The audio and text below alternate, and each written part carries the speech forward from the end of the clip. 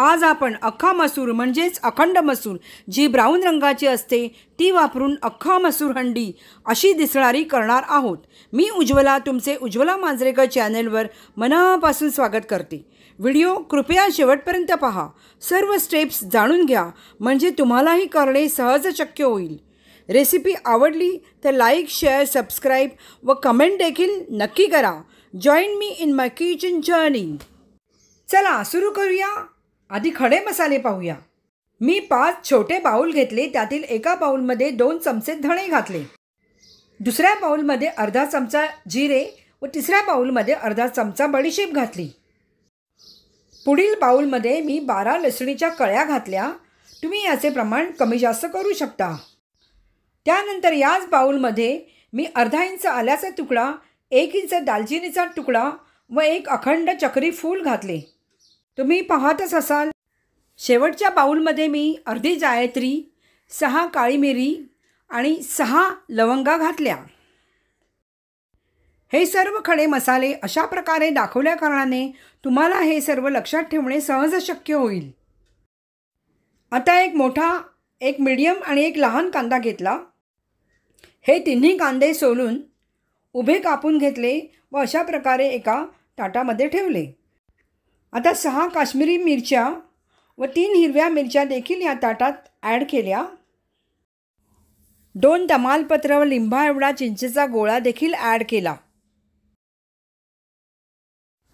आता स्लाइस फॉर्ममध्ये कापलेला कांदा मी फ्रायरच्या ट्रेमध्ये अशा प्रकारे घातला। त्यानंतर 1 चमचाभर तेल या कांद्यावर घालून व्यवस्थित सर्व कांद्याला लागेल अशा रीतीने पसरून घेतले। त्यानंतर हा फ्रायरचा ट्रे मी फ्रायरमध्ये घालून फ्रायर 180 डिग्रीज आणि 15 मिनिट्ससाठी स्विच ऑन केला। फ्रायरमध्ये आपला हा कांदा आपसुकच 15 मिनिटांनंतर छान तळसून येईल, तोपर्यंत आपण गॅसकडे वळू। गॅस स्विच ऑन करून त्यावरती मी फ्राय पॅन ठेवले व त्यामध्ये 2 मीडियम चमचे तेल घातले। तेल गरम झाले आहे की नाही ते फ्राय पॅनवरती हात धरून चेक करायचे। तेल कडकडीत गरम करायचे नाही तर मीडियम गरम करायचे व त्यात धणे, जिरे आणि बडीशेप घालून जरा परतून घ्यायचे। 10 सेकंद धणे, जिरे, बडीशेप परतायची आणि त्यानंतर बाकीचे सगळे खडे मसाले घालायचे। पहा, जसे मी दाखवले त्याप्रमाणे करायचे। मग परत 10 सेकंद परतायचे। 10 सेकंदानंतर हिरव्या मिरच्या व लाल काश्मीरी मिरच्या टाकून परत 10 सेकंद परतत राहायचे, जोपर्यंत मसाल्याचा छान सुगंध सगळीकडे पसरत नाही तोपर्यंत आपण परतत राहायचे। छान सुगंध साधारण 10 सेकंदामध्ये सर्व घरभर पसरतो। त्यानंतर आपण हे सर्व परतलेले मसाले एका ताटलीमध्ये काढून घ्यायचे। पहा, मी जसे दाखवले आहे त्याप्रमाणे काढून घ्यायचे एका ताटामध्ये मसाले। त्यानंतर आपला चिंचेचा गोळा तव्यातला राहिलेला तेलावरती थोडा परतून घ्यायचा व तो देखील एका ताटात काढून घ्यायचा। पहा, फ्रायरमध्ये ठेवलेला आपला कांदा देखील छान तळसून तयार आहे, तो देखील आपण आता त्याच ताटलीमध्ये काढून घ्यायचा। पहा, तुम्ही पाहतच असाल फ्रायरमधला कांदा देखील आपण काढून घेतला आहे। आता सर्व मसाले आपले एका ताटामध्ये एकत्र आले आहेत। Now we are ready for further preparation. आता आपण या सर्व ताटलीतल्या मसाल्यांचे वाटप तयार करायचे आहे। त्यासाठी ताटलीतले सर्व जिन्नस मिक्सरच्या भांड्यात व्यवस्थितपणे काढून घ्यायचे। यात 1 बाउल पाणी घालायला मात्र विसरायचे नाही। आता हे मिक्सरचे भांडे व्यवस्थित बंद करायचे। त्यानंतर मिक्सरच्या मशीनवर चढवून मिक्सर स्विच ऑन करायचा। बघा बरं, तुम्ही पाहतच असाल मिश्रण कसे व्यवस्थित वाटले जात आहे। जर तुम्हाला पाण्याची गरज वाटली तर आणखीन 1 बाउल पाणी घालायचे। मला पाण्याची गरज वाटल्याने मी 1 बाउल पाणी घातले व परत मिक्सरचे भांडे मशीनवरती चढवून वाटायला सुरुवात केली। व्यवस्थित मिक्सरमध्ये फिरवून आपण आपले वाटप अगदी बारीक वाटून घ्यायचे आहे। पहा, तुम्ही पाहतच असाल वाटप अगदी बारीक होणे अतिशय जरुरीचे आहे।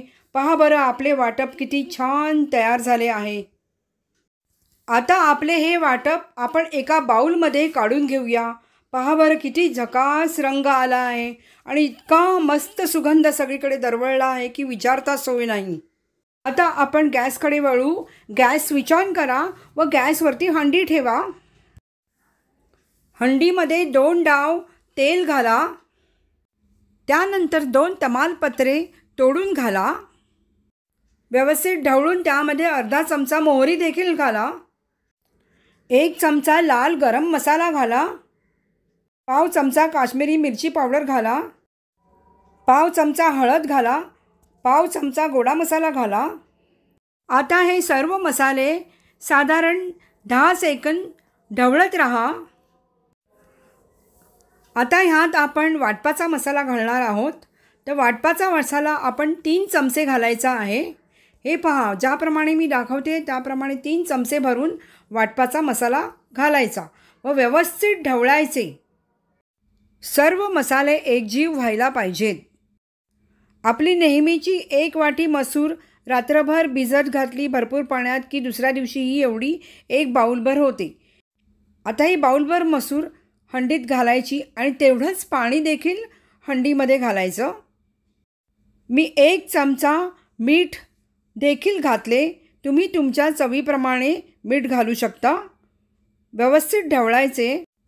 त्यानंतर बाउलमध्ये ज्या प्रमाणात मसूर होती त्याच प्रमाणात नारळाचे दूध घेऊन ते देखील हंडीमध्ये घालायचे.